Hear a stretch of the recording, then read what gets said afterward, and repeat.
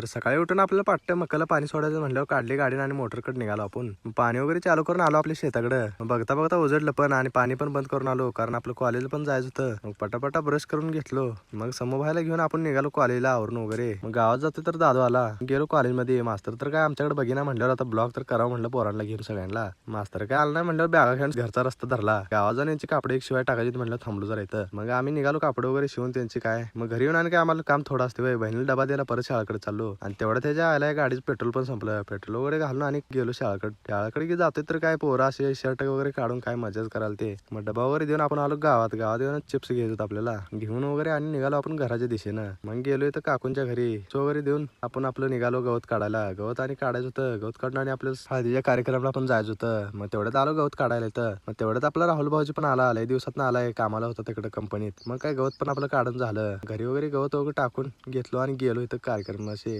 मग आणि करूला पण जायचं होतं आपल्याला म्हणल्यावर छोटं बायला घेतला आणि निघालो दादूच्या घरी. आलो तर दादू आणि प्रथमेश पैलवान ते म्हणल्यावर मग आता दादूला घेतला आणि निघालो कनूरला. कनूर मध्ये येऊन जरा गोळ्या वगैरे घेतलो आणि तेल पण टाकायचं जायचं होतं. निघालो पंपाकडं. मग इथं काय तेल वगैरे टाकून घेतलं, डायरेक्ट टाकी फुल जो नाजच करायचं नाही. तेल वगैरे टाकून आपण निघालो घराकडे. तुम्ही पण जाता लाईक आणि फॉलो तेवढं करा मित्रांनो.